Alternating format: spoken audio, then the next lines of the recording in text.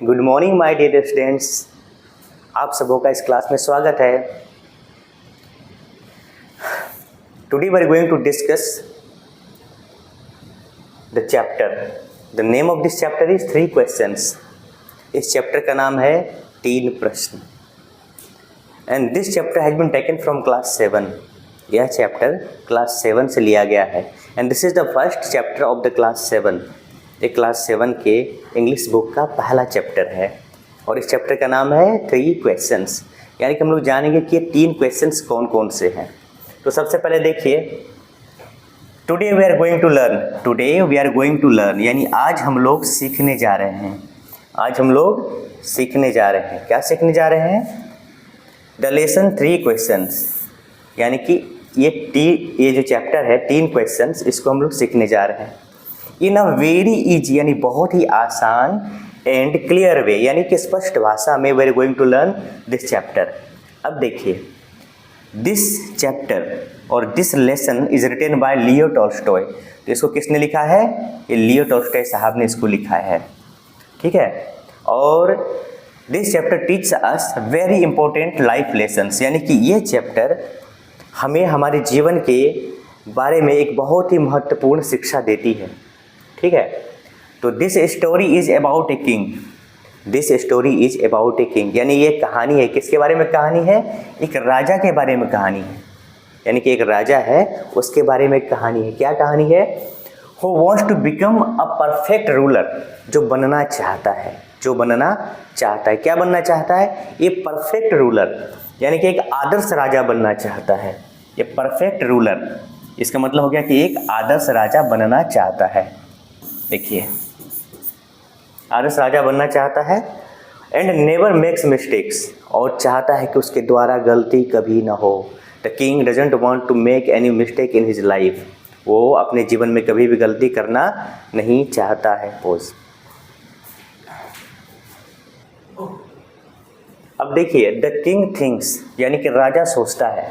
The king thinks, राजा सोचता है। राजा क्या सोचता है? That knowledge is the key to success, यानी कि ज्ञान सफलता की कुंजी है। की टू सक्सेस, यानी सफल होने के लिए आपको ज्ञान आवश्यक है। सफल होने के लिए आपको ज्ञान आवश्यक है, ठीक है।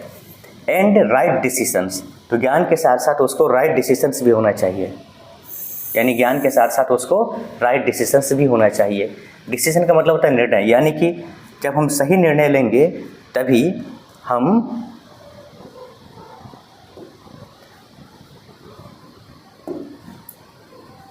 सफल हो पाएंगे। तो देखिए, द किंग थिंक्स, राजा सोचता है। राजा क्या सोचता है? Knowledge is the key to success, यानी कि ज्ञान सफलता की कुंजी है। कुंजी का मतलब चाबी, की का मतलब चाबी, ठीक है। और राइट डिसीजन यानी सही निर्णय। तो हमको जीवन में सफल होने के लिए एक तो निर्णय सही लेना पड़ेगा और दूसरा हमको ज्ञान प्राप्त करना पड़ेगा।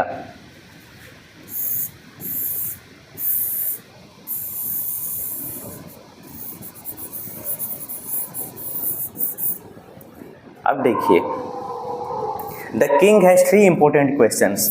यहाँ पे 3 क्वेश्चन हमारे आ गए कि उसके पास 3 महत्वपूर्ण प्रश्न उसके होते हैं। क्या क्या होते हैं?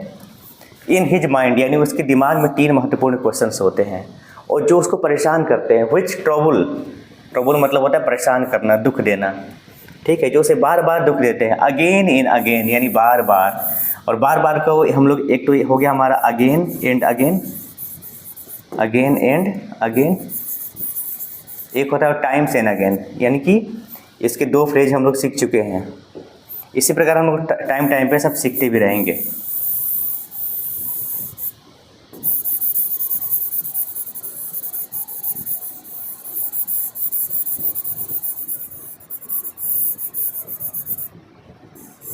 चलिए आगे देखते हैं।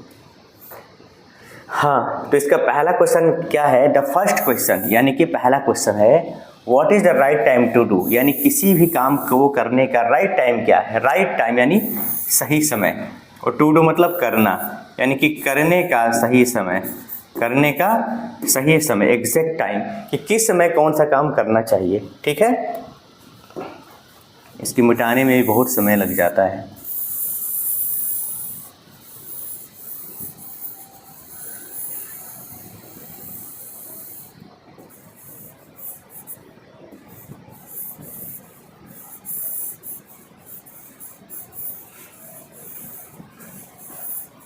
चलिए अगला देखिए, सेकंड क्वेश्चन। अब इसका दूसरा प्रश्न क्या है, who are the most important people, यानी कि ये मोस्ट इम्पोर्टेंट पीपल यानी सबसे महत्वपूर्ण लोग कौन हैं।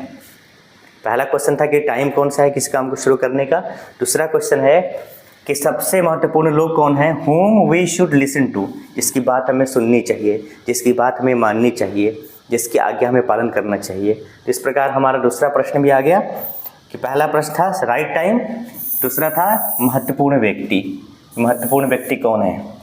अब हमारा तीसरा प्रश्न है, राजा का तीसरा प्रश्न है कि what is the most important work in life, यानी कि मोस्ट इम्पोर्टेंट वर्क यानी सबसे महत्वपूर्ण काम कौन सा है हमारे जीवन का, मोस्ट इम्पोर्टेंट वर्क कि हमारे जीवन का सबसे महत्वपूर्ण काम कौन सा है, हमारे जीवन का सबसे महत्वपूर्ण काम कौन सा है। ठीक है, तो यहाँ तक हम देख चुके हैं, अब आगे देखते हैं। टू गेट आंसर्स यानी कि उत्तर प्राप्त करने के लिए, the king calls many scholars, यानी कि राजा बहुत से विद्वानों को बुलाता है। स्कॉलर्स मीन्स विद्वान, विद्वज्जन, विद्वान लोग। पृष्ठ, पृष्ठ मतलब पुजारी, पुजारी को बुलाता है। ये हो गया विद्वान और ये पृष्ठ का मतलब हो गया पुजारी। ठीक है, and wise man, wise man मतलब बुद्धिमान लोगों को बुलाता है। टू हिज कोर्ट, कोर्ट का मतलब अपने दरबार में, यानी कि राजा इन प्रश्नों का उत्तर जानने के लिए अपने दरबार में बहुत सारे विद्वान लोग को, राजा को, क्षमा कीजिए, पुजारियों को, बुद्धिमान लोगों को बुलाता है कि भाई कोई तो मेरे इन 3 प्रश्नों का उत्तर दे दो। और जो भी लोग आते हैं अपने हिसाब से आंसर देते हैं। Means everyone gives different answers, हर कोई अलग अलग आंसर देता है। But no answer satisfies the king, लेकिन कोई भी आंसर, सेटिस्फाई का मतलब होता है संतुष्ट करना, तो कोई भी आंसर राजा को संतुष्ट नहीं करता है। और सब लोग अलग अलग आंसर देते हैं, लेकिन किसी का भी आंसर राजा को पसंद नहीं आता है। फिर क्या होता है, फिर होता है देन द किंग हियर्स, इसके बाद राजा सुनता है। देन द किंग हियर्स, राजा सुनता है, क्या सुनता है, about a wise hermit. Hermit का मतलब होता है साधु, तो एक साधु के बारे में उसको पता चलता है। हर्मिट मतलब साधु। क्या पता चलता है, lives in a simple life, lives a simple life, यानी कि बड़ा ही सिंपल साधारण जीवन व्यतीत करता है। और कहाँ रहता है, इन द फॉरेस्ट, जंगल में रहता है। यानी कि जंगल में एक साधु रहता है, वो बड़ा ही बुद्धिमान है, और राजा को उस साधु के बारे में पता चल जाता है कि वो साधु जंगल में रहता है और बड़ा ही साधारण जीवन जीता है। तो राजा को एक आशा की किरण जगती है कि हाँ, अब ये शायद मेरी समस्या का निराकरण कर सकता है। तो देखते हैं, the king dresses like a common man. अब राजा एक सामान्य व्यक्ति का कपड़ा पहनता है, common man, and goes to meet the hermit, और उस साधु के पास मिलने जाता है। तो पहले राजा ने एक साधारण कपड़ा पहन लिया, और साधारण कपड़ा पहनने के बाद वह एक साधु, वो उस साधु के पास चला जाता है। और where the sadhu live, sadhu the saint lives in a forest. तो राजा कहाँ जाता है मिलने, राजा जंगल में मिलने चला जाता है। आगे देखिए क्या होता है, the hermit is digging the ground. Dig मतलब खोदना, तो हर्मिट ग्राउंड को डिग करता है, यानी कि ज़मीन को खोदता है। तो जब राजा देखता है कि साधु ज़मीन खोद रहा है, तो राजा तो एक साधारण व्यक्ति बनकर गया था। राजा सोचता है कि मुझे इस साधु की मदद करनी चाहिए, और राजा भी कुदाल से ज़मीन खोदना प्रारंभ कर देता है। इसके पश्चात the hermit does not answer the king's question. राजा उसे पूछता है कि मैं आपके पास इन 3 प्रश्नों के उत्तर जानने आया हूँ, कृपया आप मुझे बताएंगे। साधु कुछ नहीं बोलता, अपना काम करते रहता है। तो the hermit does not answer the king's question, यानी कि राजा के प्रश्नों का जवाब सन्यासी साधु नहीं देता है, और कंटिन्यूज हिज वर्क, और अपना काम करते रहता है। ठीक है, आगे देखिए, आफ्टर सम टाइम का मतलब होता है कुछ समय के बाद। वुंडेड मैन, वुंडेड मतलब घायल, वुंड मतलब होता है घाव, और वुंडेड मतलब घायल। मैं यहाँ लिख देता हूँ, वुंड मतलब घाव, ठीक है। और जहाँ पर आ गया वुंडेड मैन, इसका मतलब हो गया घायल व्यक्ति।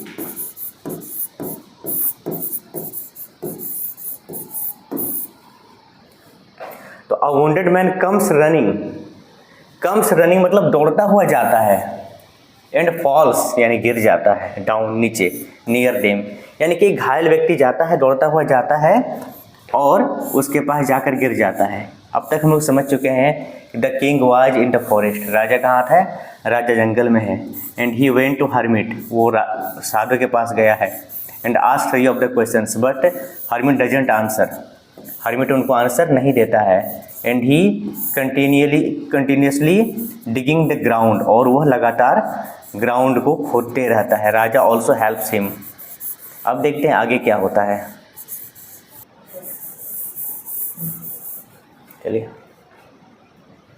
अब राजा क्या करता है? The king washes his wound, यानी कि राजा वॉशेस यानी धोता है हिज वुंड, यानी कि वो जो वुंडेड या घायल व्यक्ति था, राजा उसके घाव को धोता है।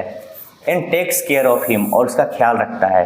तो टेक केयर का मतलब होता है टेक केयर ऑफ हिम, यानी कि ध्यान रखना, ख्याल रखना। तो राजा उसका ख्याल रखता है यानी उसके घाव को धोता है। एंड सेव्स हिज लाइफ, और उसके जीवन को बचाता है। किसके जीवन को बचाता है? उस घायल व्यक्ति के जीवन को बचाता है। तो हम लोग यहाँ समझ चुके हैं कि राजा देखता है कि एक घायल व्यक्ति आता है, दौड़ते हुए आता है और गिर जाता है। राजा उठाता है, उसके घाव को धोता है, उसकी सफाई करता है और उसके जीवन को बचाता है। अब आगे देखते हैं क्या होता है। लेटर मतलब बाद में। द हर्मिट एक्सप्लेन्स, हर्मिट बताता है। हर्मिट क्या बताता है? The wounded man was the Kings enemy. अब बाद में बताता है, कौन बताता है? कि the wounded man was Kings enemy, यानी कि वो घायल व्यक्ति राजा का दुश्मन था। वो घायल व्यक्ति राजा का दुश्मन था। ठीक है, फिर क्या होता है?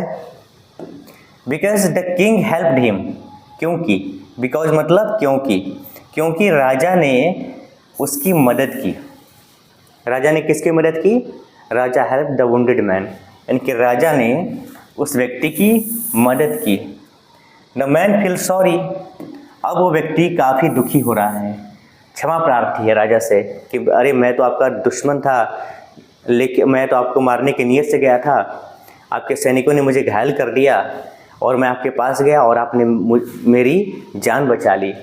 तो इसलिए वो अपने किए हुए पे काफ़ी दुखी था। तो द मैन फील सॉरी, तो वो व्यक्ति काफ़ी दुखी होता है, पश्चाताप करता है।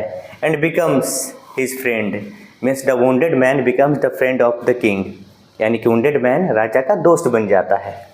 आगे देखिए, नाउ द हर्मिट आंसर्स, अब वो साधु आंसर करता है किसको? किंग को। किंग का क्या? 3 questions, means now the hermit is ready to answer the king's 3 of the questions clearly, एकदम स्पष्ट रूप से उसको बताता है। क्या बताता है? द मोस्ट इम्पोर्टेंट टाइम, सबसे महत्वपूर्ण टाइम क्या है? Is the present. ये क्वेश्चन नंबर 1 का आंसर है कि सबसे महत्वपूर्ण टाइम क्या है? ये अभी जो चल रहा है वही सबसे महत्वपूर्ण टाइम है, ध्यान रखिएगा।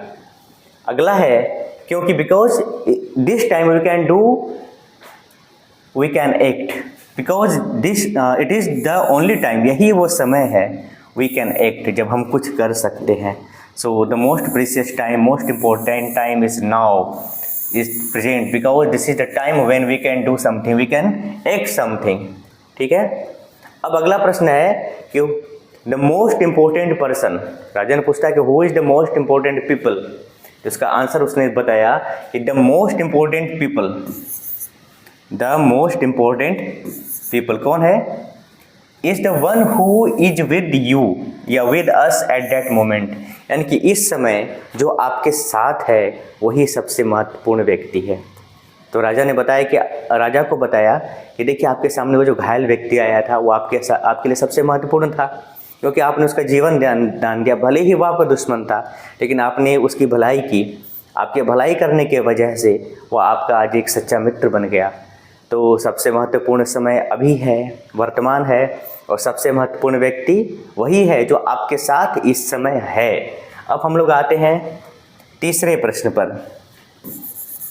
ये तीसरा प्रश्न है, द मोस्ट इम्पोर्टेंट वर्क यानी सबसे महत्वपूर्ण काम क्या है, द मोस्ट इम्पोर्टेंट वर्क क्या है, टू डू गुड यानी अच्छा करो, अच्छा करो, एंड हेल्प अदर्स और दूसरों की मदद करो, अच्छा करो और दूसरों की मदद करो, यही सबसे महत्वपूर्ण काम है। तो अब हम लोग बात करते हैं कि मोरल ऑफ द स्टोरी यानी इस स्टोरी से हमें शिक्षा क्या मिलती है, इसका मोरल क्या है, ये देखते हैं। तो ये कहानी हमें बताती है, दिस स्टोरी टेल्स, यहाँ लिख देते हैं मोरल ऑफ द स्टोरी। ये कहानी हमें बताती है to live in the present यानी वर्तमान में जीना चाहिए, स्प्रेड काइंडनेस और दया या भलाई करना चाहिए, फैलाना चाहिए, एक ये हमें शिक्षा देते हैं। तो इस प्रकार हम देखते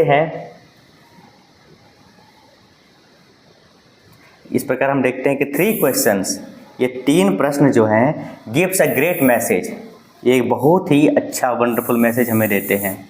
क्या देते हैं, फॉर आवर लाइफ यानी हमारे जीवन के लिए ये बहुत ही अच्छा मैसेज देते हैं।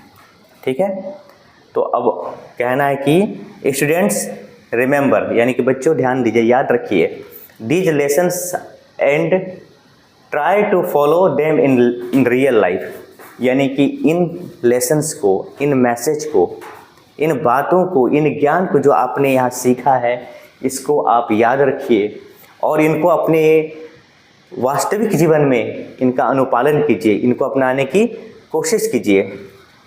तो बस यही कहना था, बस आपसे एक छोटी सी गुजारिश है कि आप एक इसका नोट्स बना लीजिए और इसको रिवाइज कीजिए, बार बार रिवाइज कीजिए। अगर कोई समस्या आती है तो कमेंट बॉक्स में लिखिए। फिर हम लोग मिलेंगे अगले वीडियो में, तब तक के लिए धन्यवाद।